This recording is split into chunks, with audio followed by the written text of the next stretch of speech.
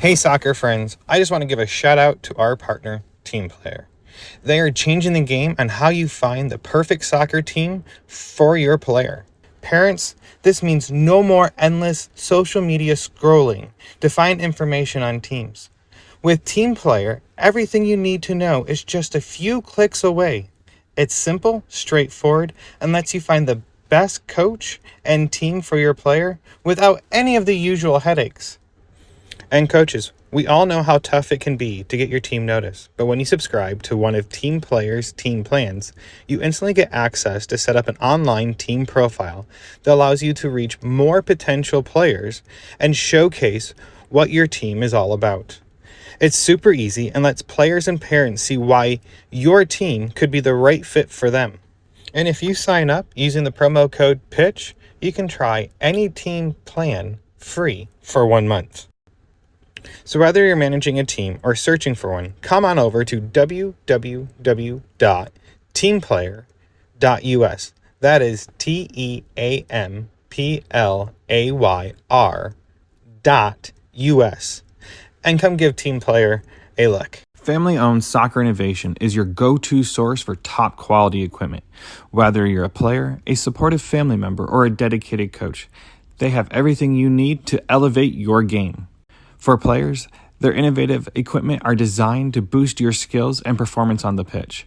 From their agility cones to their portable goals, they have you covered. And family members, they offer durable equipment that's built to last because we know your support is critical to your player. Coaches, trust me, they can provide the equipment you need to run effective training sessions and shape the next generation of soccer players. Visit Soccer Innovations at soccerinnovations.com to start elevating your game with them. And if you use the code PITCH, PITCH, you can receive up to 10% off your next order.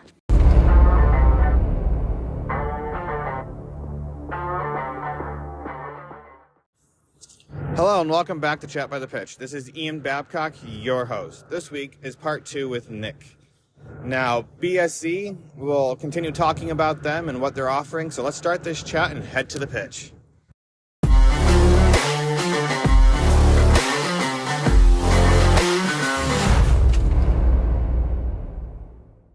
You touched on something. I interviewed Patty, and he made a comment. I say it to my son. My poor kid, he has to hear me repeat the same thing every time before he goes to practice.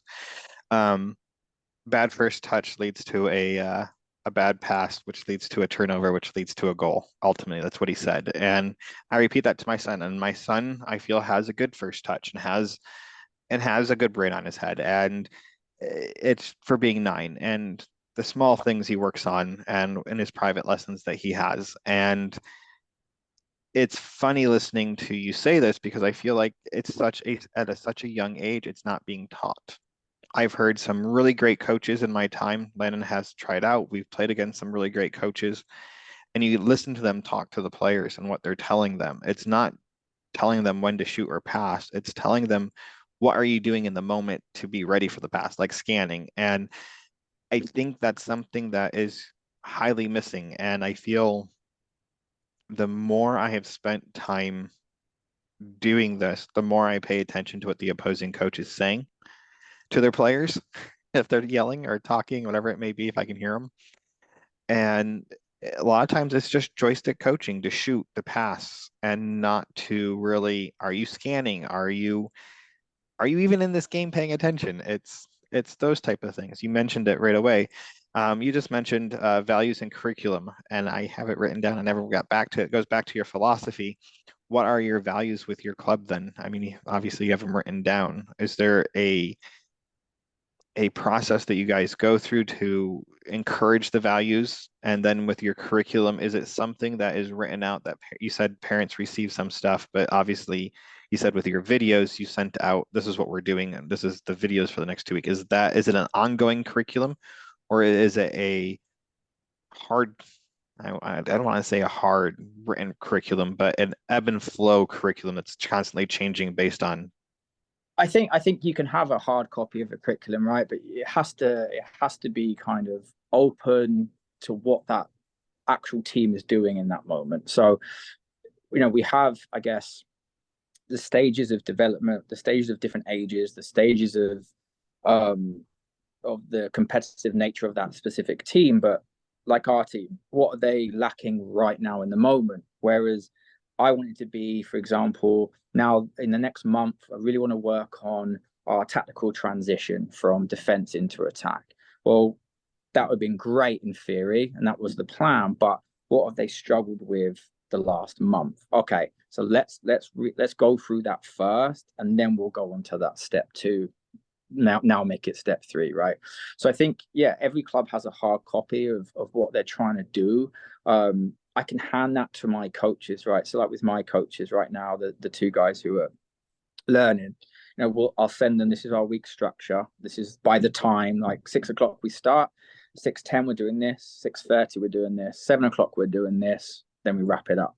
Again, it's never going to be to the minute because, practices change, they evolve depending on what the vibe and the energy is, but it's putting that into place. So we'll have a structure as a club, we'll have structures at teams, but it's always going to change. But the values will always come down to just the player. Like, it's the player and it's the parent. Are we enjoying ourselves here? If not, why? That's a direct reflection on me. So for example, we have 16 girls right now, right? Let's say June comes, July 1st, signing day for all the clubs, blah, blah, blah. If two girls decide to leave, but why are they leaving? And that's where I dig deeper into that. What have I done that hasn't helped you or got you excited about moving forward and seeing me and this club as your club? So without the kid, there is no club, and you can't be proud of something that you're producing. So that to me is the value of what we're doing. It is literally about the kid. I think if any parent or player to notice that, all they have to do is come down and watch one practice, because it's intense, but there's a purpose behind it. Come watch a game. Come see how we interact with the parents and the players. It's different. It's different. And I'm not saying we're the only one. There's a lot of good coaches, like I said, who do very similar things, but it's about continuing to do that and not changing course because we're losing or we're not hitting the goals we want to do as a team, right?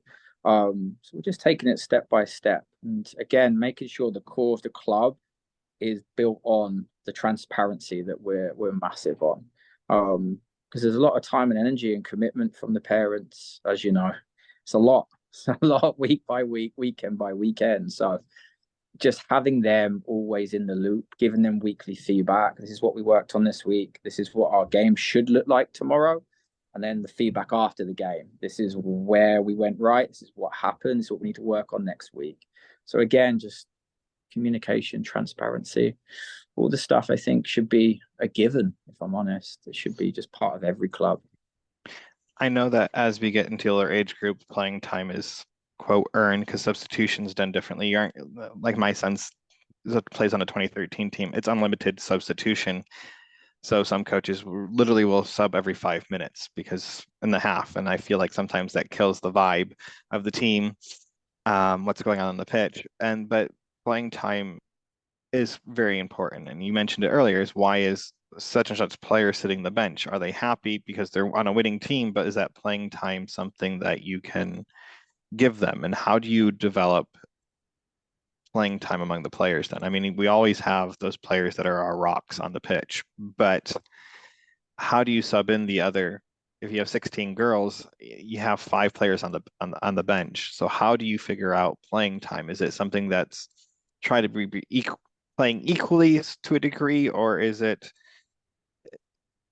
I need this player in at this moment so they can get the time to develop, get the time in those moments to play?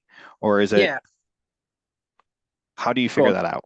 Like, how do you figure that? Because I mean, I always ask is if it's the last game of the season, it means going between first place and second place in the league.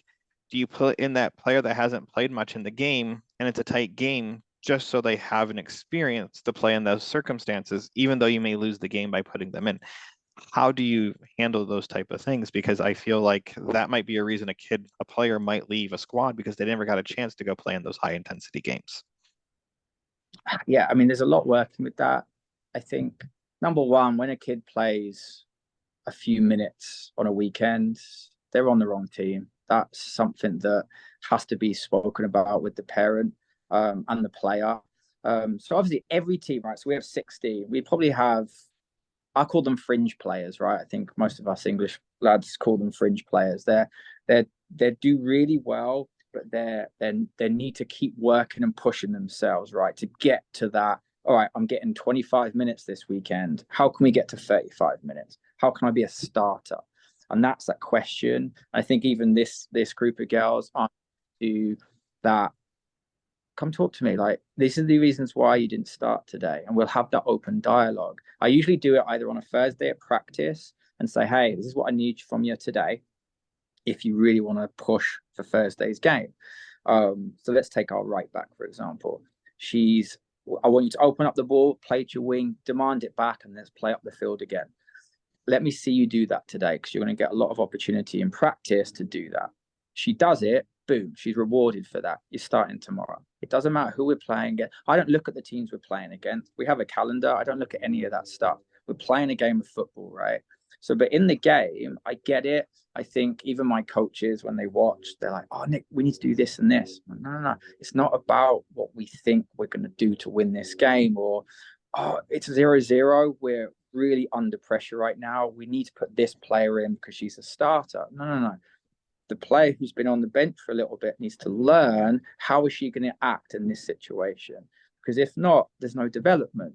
So regardless, if we then lose a goal from that, right, we concede, there's no one's fault to blame but my own, because that was my decision as the coach. But I want that player to develop. So that's where those tough decisions have to come in.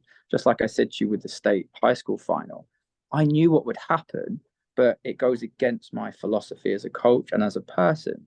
Like, you have to have a good attitude. You have to respect your players. If you're not, I'm a man of my word, you're not going to be playing. You're not going to be starting. So to have these players on the field, again, you've got to move with the game, right? And I'm thinking, right, my centre mid, who's, let's say she's the top player of the team, the star, the rock. Well, she can't play every single minute. Maybe here's a good transition for her to take a 5-minute break. Let's put her in. Or look at the flow of the game. Are we getting a lot of possession on the left? Just lots of different things like that. But you always look at your bench thinking, okay, I've got 3 sitting there. When can I transition them into the game, and why? But there has to be a purpose towards that. You know what I mean? It's not about, like, let me just stick her in because they're not attacking down the left, so let me just play her on the right because that's the safest option for me as a coach and as the team. That's not what we want to do. So does that answer your question? Oh, it went beyond my question, because that truly tells me you're more concerned about development than the W. As a parent, that is one of the questions I actually ask coaches. It's, what do you do if my son, who has been benched for majority of the game and now needs to have his time to go play because maybe you forgot about him because the intensity of the game, because I have coached, I understand how that goes, because you forget who's sitting next to you. And I was the person that had the clipboard and how many minutes every player was playing, and I would nudge the head coach like, hey, we need to get this player in. He hasn't had minutes in a while. I mean, you're only talking 6 and 7-year-olds at the time, but it was trying to divide the time equally in the right moments. And he made the decision on when to sub him in, but I would be constantly reminding him, like, we need this player in to have his moment so he can learn. And I think you answered that. It's not so much about just subbing him on to sub him on. It's subbing him on in the right moment with a purpose. I think so many coaches just sub a player on because they have to sub someone on. Or a player is tired, but they don't know who to sub on, so they just grab someone and reshuffle their formation and send everyone back out. And I think that's what's missing a lot in our North Texas culture, is parents understanding substitution versus starting. And you talked about it with your players, like, they need to come to you. My son's 9. I say this in all my episodes. I feel like I'm a record, but I'm forcing my kid right now to go talk to his coach versus me. He's 9. Awesome. My son has a better conversation with adults than he does kids. I think that's a me as a parent issue, because that's how I was as a kid. And so it's teaching him, when he has an issue, he has to go to his coach and not be scared to have the confrontation as a player, because it's really not a confrontation. It's just a lack of understanding from both parties somewhere along the line. And me as a parent, my job is to then go follow up with the coach, ask my player what was said. If I don't understand what he says, is to go ask the coach or stand close enough to the conversation where I'm eavesdropping on the conversation. So I know what's being said. So if I have a question, I can ask my son or I can ask the coach and to have a better understanding, because at the end of the day, it's if you truly care about development, it's just not the speed and the tactical and the mental development of the game. It is the growing and maturing of the game. I had this conversation with my mom today. It's like teaching kids, soccer is a great avenue to learn personal life skills beyond the pitch. Mhm. And I feel like if we start teaching these players to be responsible and true leaders, these players that we have at high levels, when they go leave the game, they have a skill set that might be ready for college, or if they go play in college, the coach can actually talk to them. And I think you're building that in a small environment right now, that you're building your foundation for the big picture with your players. How do you bring those messages to them then? Do you hold their feet somewhat to the fire to leave a little bit of information out so they are forced to talk to you, or do you have a conversation with them in the beginning of the season and hold the expectation? Or do you just flat out approach them saying like, what is going on? Like, let's talk. Yeah, I mean, a bit of both, if I'm honest. We have so every 3 months we'll do player evaluations, player feedback. And then I'd say it's an ongoing process. So again, week to week. So like even we have practice tonight. I know the 4 players that I'm gonna quickly talk to. I use the warm up as that individual time. Say, hey, how do you think you did? And watching the video back and how I saw it, is anything you think you could have worked on, or what did you do really well? And then we'll have that kind of one on one, depending on their mood, depending on what happened at school. You'll get that vibe from them. Sometimes they don't want to talk to you. You're like, okay, just let them be. Let's see how they react during the practice. And then you might have a second chance to do it after the session. Maybe they've done something really well. That's where I'll know for example, these 4 players, one of them, we've been working on first touch and turning and not playing negatively back all the time to our centre back. She did it really well on Saturday, so I know what I'm going to talk to her about today. Again, she'll probably do it more so in practice today. And again, it's just that praising that. This is what we're doing. This is why we're working on this. So I love it when any player questions me or why are we doing this. Love that. Why am I not getting enough playing time? Love that. Is there any way I can move from a centre mid and try right mid on the weekend? 100%. Like I love that, because it's that communication, that relationship that actually, especially in girls soccer, it builds that team to a different level. And once they start loving what they're doing, they're going to just thrive. And we're at that point where it's just going to slow process, but we're going to get exactly where we need to be.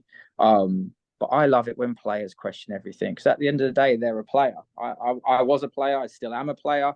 And we're always learning. And if you've got someone who can be there to teach you the fundamentals and the other things, especially off the field as well, then you can go and have the freedom to do what you want to do. So like our team right now, they know what we're pushing towards. They know how we're playing. We changed our formation because it just wasn't working. Now they're thriving with that. But we have certain goals that we need to kind of meet. But they also have to take responsibility and express themselves on the field. And how do they do that? Well, it's about giving them the opportunity to say, hey, you haven't got any confidence to dribble down and beat that player, because maybe they haven't been taught that way or coached that way. But it's just going to take time and patience, and just giving them that understanding and that freedom to say, you can keep going, just keep going, keep going.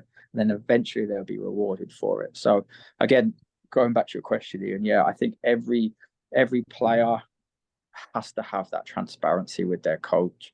Because if not, like if a player's scared to come up to me and talk to me or ask about playing time, that's not on them, that's on me. I haven't given them that relationship or that back and forth to allow them to do that. So that is 100% off me if a kid doesn't feel that they can approach me. Definitely. Now, are you tying that into the DNA of the club then? Because I feel like a lot of coaches will have I don't know if you've seen this yet or experienced it yet in any of your experience. The team manager is the conduit between to the coach. You don't talk Yeah. to the coach, you only talk to the team manager, and I as a parent, that's a red flag. If I can't go up and talk to my child's coach, it's not a coach for me because I feel like they're trying to hide something or pull one over on me. I don't know which one yet. I But think for parents, I think parents like, oh, I want to say something. It's either the mum or dad, no, don't say something because little Timmy's not going to get enough playing time now. Like that's literally the culture that we live in. Whereas like we push toward a lot of team bonding stuff, right? And it's how the club's DNA, like you said, is going to be. Where we'll have a lunch. We lost 4-1 the other day, right? All went to lunch afterwards. We all talked about the game. Parents, me, the girls. Brilliant time. Had some pizza, had some drinks. Great little environment. If a parent can't ask, oh, why did you decide to do this? Well, these are the reasons why. Okay, it's just a dialogue, right? Just like if you're watching professional sports on the TV, you have to have that back and forth dialogue because it's my opinion at the end of the day. Even though it's educated opinion, it's still an opinion of what I saw and what I believe is right for this team right now. So if a coach, a parent comes to me and sends me an email, can we talk? Absolutely. I've had that. I've had that this year, 100%.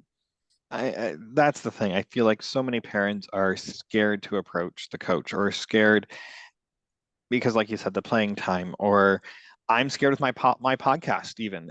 It could hinder my child, either one of my children, soccer future because I may say something that someone might not like, and Yeah, it might affect their chances of playing for a club or a team. But at the end of the day, like you said, their opinions, everyone, my joke is everyone has one. Some are good, some are bad, some smell. I mean,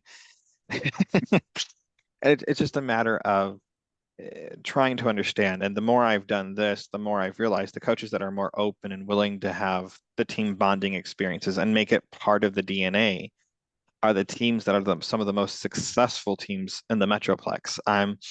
Juan talked about it with his girls that he had. And it's like outside of soccer, he had most of them from a very young age, 6, 7 years old, all the way to now they're in college playing. And he goes, they called me Poppy Juan, or whatever it may be. It wasn't just Coach Juan. He goes, I was Coach Juan on the pitch. Then once we walked off that pitch, we were laughing, giggling, and having a good time. And I think that's what parents are so don't understand. Like there is two sides of every coach. There are coaches that are like that, and there are coaches that are all business. And it's a matter of how to handle those circumstances. I feel like I know what type of coach my son needs to grow, and having that dialogue between two adults to have mm-hmm. understanding.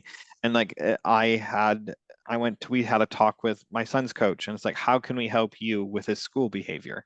Because he had an issue with school, and it's how do we help him here on the pitch so he can have a better attitude at school? And it's like that is the initiative that I think coaches need to have because soccer is the end all be all for my child. And if the coach is willing to take that just as a parent that warmed me on the inside to hear. How do you recognize your players? I've seen on your social media that your kits are phenomenal. They have their own names on them. They're personalized to a degree. How do you recognize players that are on your squad when they do something great? I mean, you can verbally praise them, but do you uh, make an announcement like as a team during the week, like you have a player of the match? Do you guys do something to make players feel validated that they are improving or doing something well off on the pitch? And do you do anything for them off the pitch with when it comes to academics or service outside of the community or things along that line? So yeah, I mean, we're growing, we're kind of putting, especially my fiance Kaylee, right? She's a mom of two boys, so it's kind of implementing that part of the structure too. So with our girls right now, I mean, there's always praise from a coaching point of view. The things off the pitch, like happy birthdays, we do like social media messages. I always bring them a balloon and a cupcake. I've actually got 2 this weekend. So we bring that to practice. We always sit down in a circle after practice, have some cupcakes, and sing happy birthday. We do player of the game on social media with their jersey on their name on the back. And then most of it is done via the video analysis too. Some of it's public on YouTube, but some of it's private. And I'll do a voiceover of the analysis that I created. I think I did one last week, and it focused on just the positives of playing our triangle patterns and how it works so well compared to 2-3 months ago. And then put their names up, and I talk, verbally call them out. So look what Harper did brilliantly here. And again, it's just giving them that praise at practice and telling them when they do need a kick in the butt. Like it's just, again, I'd expect the same thing from them. I always tell them in practice, if the ball, you and the ball's there to be won, you hit me. They actually get a gift. Actually get a gift card. If they win a ball off me and put me on the floor, they get a Starbucks gift card. So I think because I'm always playing with them at practice, I have to be involved. I think if you can physically be involved as a coach, I think that should be mandatory. It's one thing that we'll always have at the club. If you're a coach here, you will be playing and participating at practice. You won't just be standing there.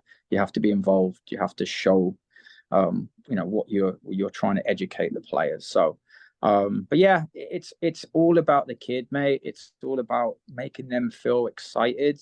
Like, I don't take it lightly when they put on a BSC jacket and the parents order their spirit gear. Watching that, like, it's like humbling. It makes you feel good because they're pushing the same thing you're pushing. They want their kid to thrive. They want their kid to be happy, and they want it to be a great environment.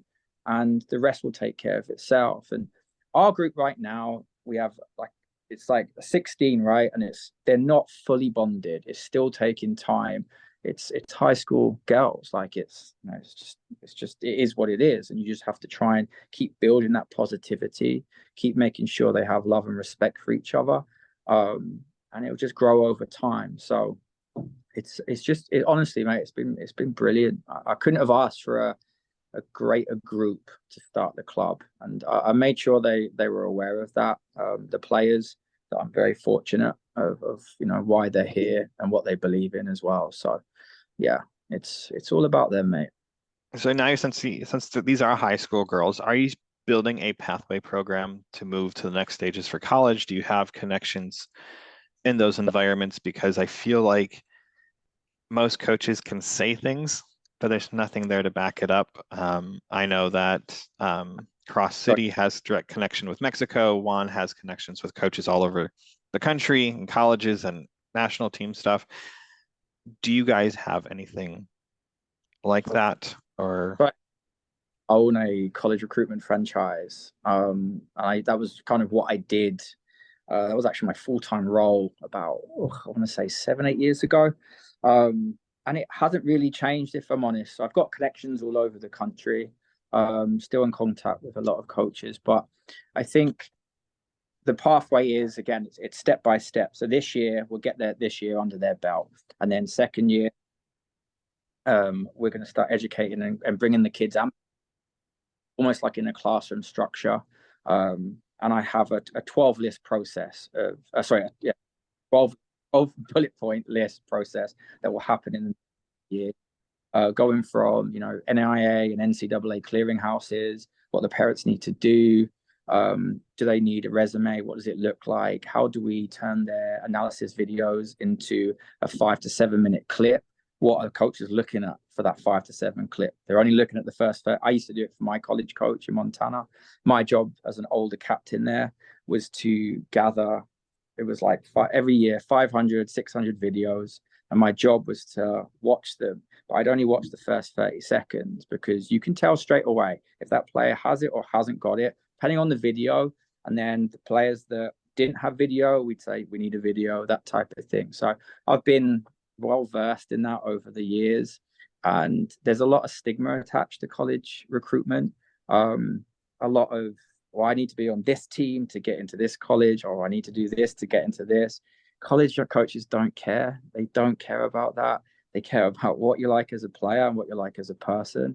And if you can just kind of be in front of them at the right times with the right material and they fit you, you'll get that opportunity. But again, it's the stigma, trying to educate players. If you don't play for this club's ECNL, they're not looking at that on your CV. They're looking at you as a player in the video. Then they'll go down to that. That probably, if they like you as in the video, right? They look at your GPA, your hobbies, then they're, oh, he played for, or he or she played for BSC Texas. They don't care. They just care about you. They don't care what club you played for. So it's, again, educating our parents through the process of that. We're going to start that next year with the girls. Depending on next year, if we have maybe an older boys team or a girls team, then we'll do that straight away with them. But a nice, easy, organized process for them that's included with the club, where they can just get educated. Here's your tools. Here's your packet. This is what we need to do in the next 3 months. And then we'll, obviously, the goal for the players that do want to become college players, well, in an ideal world, we'll sit together. They've got 3 or 4 offers. Well, let's talk about these. Like, what does this benefit you? How does this benefit you? And me being there just to help them through that process. So I'm fortunate that I did go down that route for a few years, and it was fascinating. The big business that is college soccer and college sport. I mean, I'm fortunate for it because obviously we don't have that back home in England. So when I did come to Montana and play college soccer, I was blown away that someone was paying me to play and get my education done. So, I mean, yeah, it was pretty crazy. And that's the thing. I think parents are so set on, and that's the topic we can discuss if you want. I want to play for only a D1. That's what I'm constantly reading. Like, it's at a school that can get you your education, the degree that you want. And if you can go play soccer, great. I think that's the thing. I think so many things are, I only want to play for a D1 school in California or New York, wherever it may be, or Texas. I think parents are hung up on that. Players get hung up on that. And I don't think they understand what a D1 means, or D2 or D3. At the end of the day, the education, it's going to be about the same, other than the name that you graduate with. That's just my opinion, but Again, especially with social media, and it's the same as ECNL, MLS Next, and that type of thing. Like, there's a time and a place for it for those type of players, but I think parents and kids just get, I don't want to say brainwashed, but almost, they're just not educated enough to take themselves out of this environment and put themselves in the environment of what does my player actually want to do. And like, I was in an NAIA, right? So a little bit different to D1, D2, D3 college. It's its own entity. But we would fly to California and play D1 schools, and we beat them or we compete with them. It didn't matter. Like, again, that mentality of D1, D2, D3. Like, why? Because you see them on ESPN, but that's a different level. Like, it doesn't mean that you have to make it there or you're a failure if you don't. Like, what's right. your degree? What do you want to go into? Microbiology? Well, there's only certain select colleges that have that and offer soccer at the same time. So let's narrow those down. That's what you want to pursue. So let's try and make the best of everything there. Do you want to go into a business degree? Well, okay, you've got pretty much every college that's going to offer that, and you can play soccer. But again, it's about educating them on, it's not about the college and the D1 level. It's what's a good fit for you and your family, like, at the end of the day. And for me as a coach, to watch a kid thrive in a college, like, I had it when I was coaching in Oregon, right? We developed kids to play in college. So we would take our younger kids down to then watch the kids that we'd helped develop into college. And it was such an amazing experience. And we actually organized a dorm room night. So we slept over in the bunks. It was like, pre-season, so there was no one there.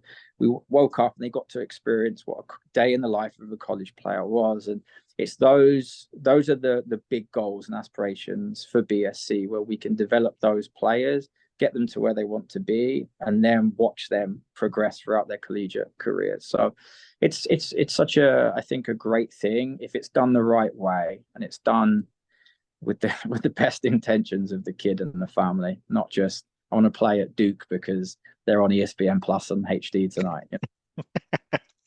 And so that leads me to the next part. So do you have a working relationship with any pros or semi-pro teams, even in the Metroplex? I mean, we have so many, as I've learned, semi-pro teams here in the Metroplex, even for men and women, however you say it correctly. There's such a huge huge organization there that I think parents don't realize they're there. They can go play for a semi-pro team here in the Metroplex and still go to college here, and they still get their soccer while going to school. It's just figuring out how to plan it all around it. Or are you guys working on those connections? Yeah, I think again, I never want to get ahead of myself. It's to me, it's about the fundamentals of the team and the club right now, but connecting like with people like yourself, Ian, and just kind of having that slow, patient progress. Like I'm all about energy and how it works organically. If it's meant to happen, it's meant to happen. And I've met some great people here, and it's kind of leading you to different, teams or different organizations, and it's awesome. So I'm just patient with that. It will come. I don't see a rush for it right now. And it's one of those things that I think will just come in time. And the more that we can kind of be part of in the local community, the better. I mean, at the end of the day, it's football. Like it's an amazing sport. It's just football. Like you've got to enjoy it, and it's great here. It really is. But it's just about kind of trying to make sure it's above board and people are enjoying themselves, I think.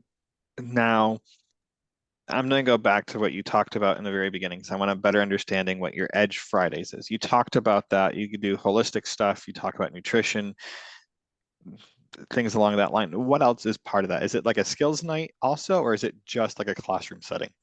So it's both. So let's say I'll go back to the Friday we just had, right? So Kaylee worked with the girls with band work, and the focus of last Friday was all about their hips and their hamstrings. These kids don't stretch. It's too boring for them. They don't eat the right things. They think a Powerade's healthy. It's just those things that we're not like pushing. We're just educating them on it. After a game, a can of Coca-Cola, should you be having that? Absolutely not. But this is an alternative to that. So on Friday, we were doing band work, working on their hamstrings, very common in women's sports, especially their ACLs, MCLs, their hamstring work. A lot of injuries come from those. And we were working on how the hips were moving. So we were having them up against each other with the bands. We were doing hamstring work, glute work. So Kaylee would take the girls doing that for half the session, whilst I take the other set of girls, and we'll work on anything kind of tailored towards what they want to work on individually, and we'll just kind of compile it. So let's say I had a centre back and I had a forward. I would tailor that half an hour towards them. How are we opening up? What's my defender doing? What's the shape like? It's almost like a private session that I would do for the academy, but tailored towards the girls that I have a relationship with, and I know what they need, but also what do they need. I might have, like this week that went past, we had two centre backs come, and they wanted to work on their shooting. I loved that. So we just started whipping balls into the top corner. We would work how a forward would work. And it also gave them a good understanding of, this is how a forward would want to touch the ball away from me as a centre back. So it kind of, it's from a different perspective. Then after that, we'll switch them, and then that group will go with Kaylee. I'll stick with the players, and then they usually have a one-on-one time with Kaylee if they have any girl issues. I wouldn't be part of any questions from a female point of view. She'll talk to them about that, and then off they go for the weekend. So it's one of those, we're building as we go with that. We're working, I think, for the girls. They're not used to that. So they're very timid at the moment, especially talking about anything that's relatable to maybe their problems in school right now, boy trouble, whatever it is. It's something that they're going to kind of warm up with. Something that's, I think, is needed, especially with the stresses of what they're going through now in life. It just gives them an opportunity to just be more relaxed about it, and it's not all serious all the time and that type of thing. So. Who knows where we'll grow it to? I have ideas about it, especially with our partnerships now with Stretch Zone, having the kids go down there as a group, figuring out why it's so important to look after yourselves and to take it a little bit more seriously. I've always been the type of player that despised stretching, hated it, but I got injured quite a bit, and that was the reasons why. So as I got older, I knew how important it was, and it's just trying to educate them on that, and they can do things at home that will help them. Like we'll send them videos of like maybe a 20-minute morning stretch before a game. If you want to do this today, you can do it, that type of thing. So it's just kind of creating that different. I like it. Now, do you have partnerships? You said United, Steel United, you have a partnership. Do you work with any other clubs in the Metroplex, or is that just the main I one? don't have. I just get along with the DOC Adam.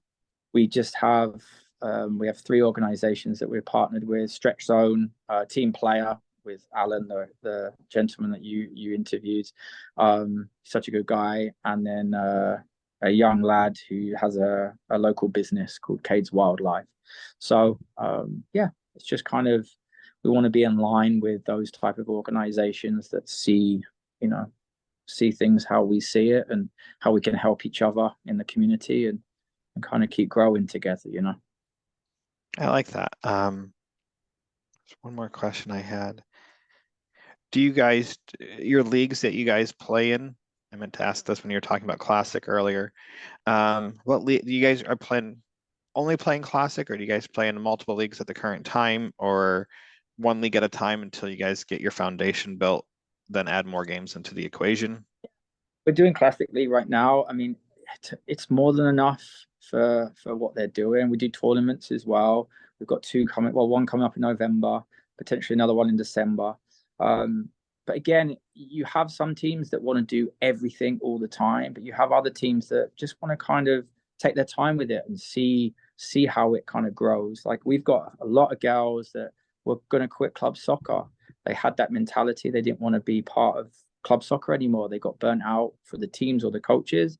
So, you've got to take that on board as well, making sure they're in an environment that they can do their other hobbies. And another big thing on that, Ian, is coaches that don't allow their players to play high school soccer as well. I can't fathom how that's a thing. It's madness. Like high school soccer is such a different experience to club soccer, and it's such a healthy one that I just can't. That's maybe that's for another day. But so yeah, it's just, we're just playing Classic League right now, mate, and some tournaments.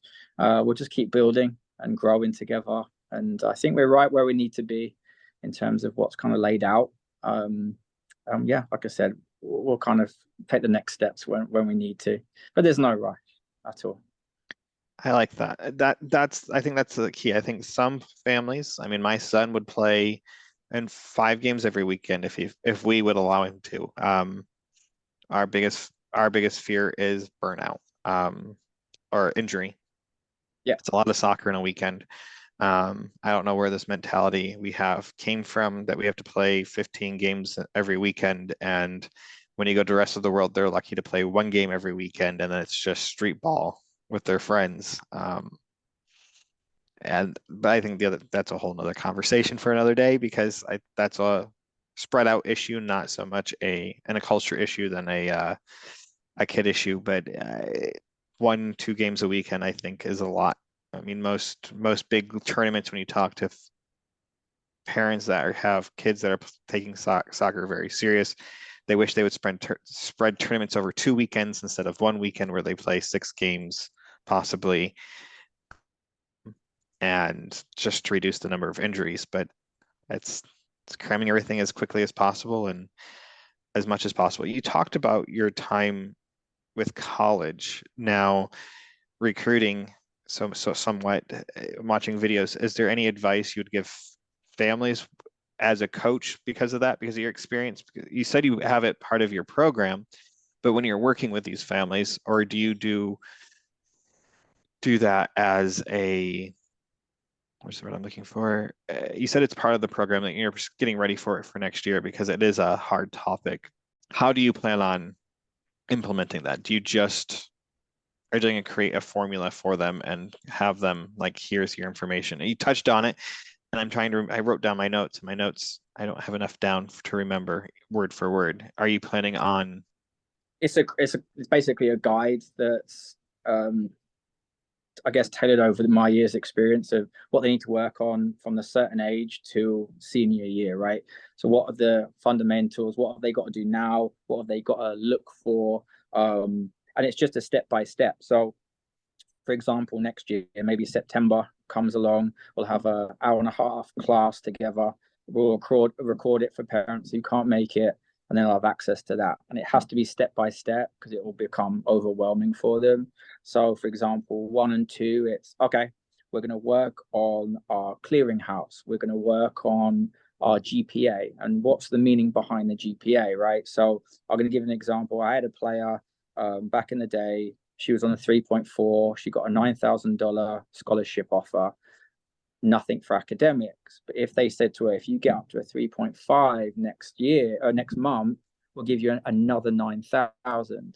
So it's that importance too of just educating the kids and the parents. Like, you have to work hard in school, and here's the other reasons why behind it. And it's just giving them it's taken the stress away from something that's pretty straightforward and simple, but it's been taken into this like overwhelming experience for parents. Like, how do we get there? How do we start? Do you have to hire professionals to do it? Who does it for us? Whereas it's, if we do it together as a group, and here's our structure, here's some templates, like email templates, where it doesn't come from the parent, it's the player's responsibility. And how can they tailor that template to the specific college that they're applying for? For example, template 1, write it up. It might take an hour, but they'll have that template now for the next couple of years.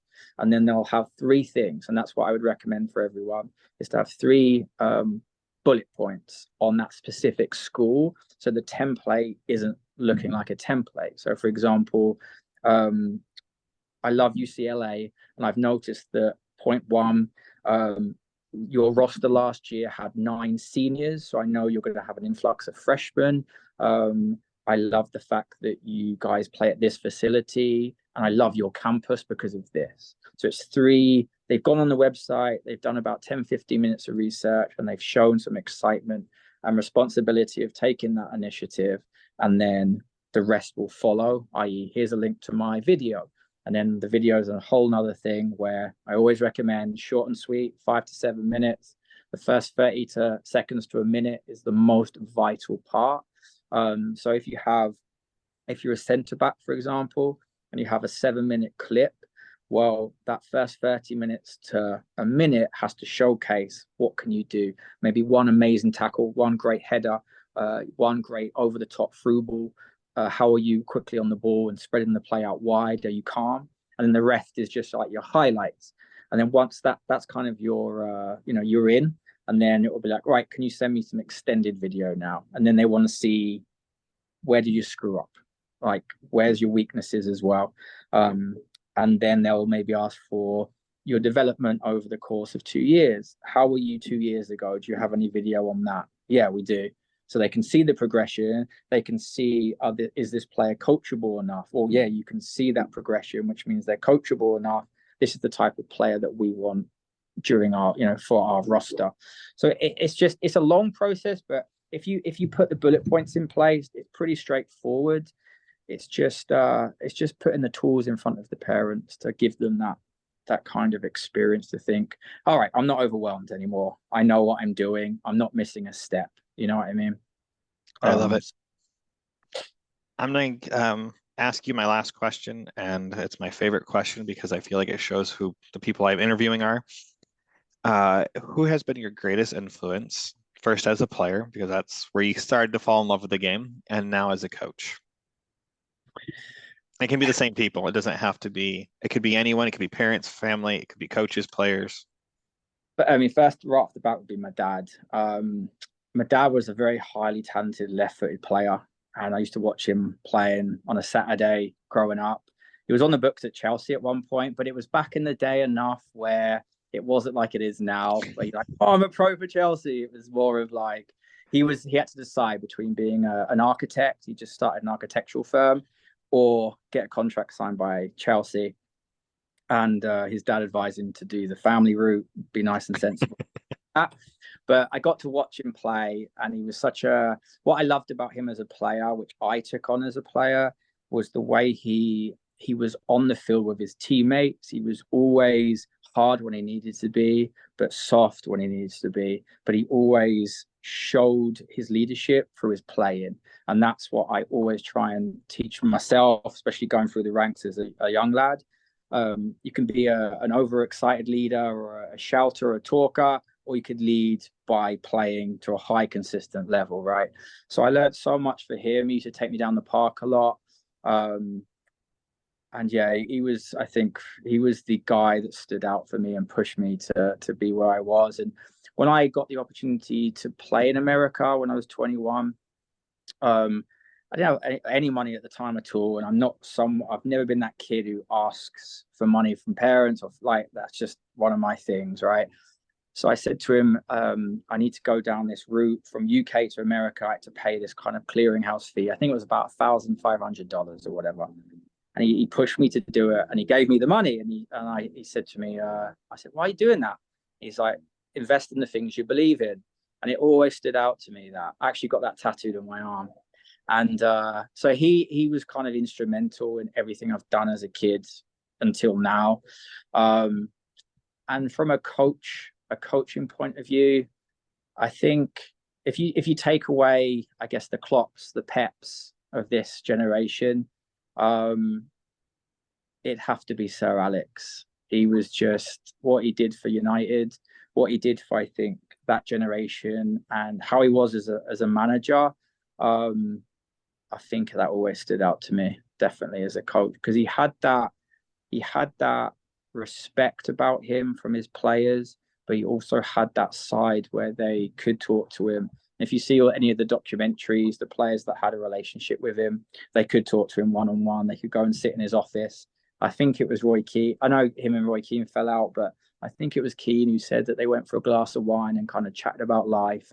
And that's the type of thing, I think, that goes above and beyond just being a coach, right? It's having that relationship and that passion to actually love what you do and the players that you're surrounded with. So yeah, I think that they're the two gents that I would pick.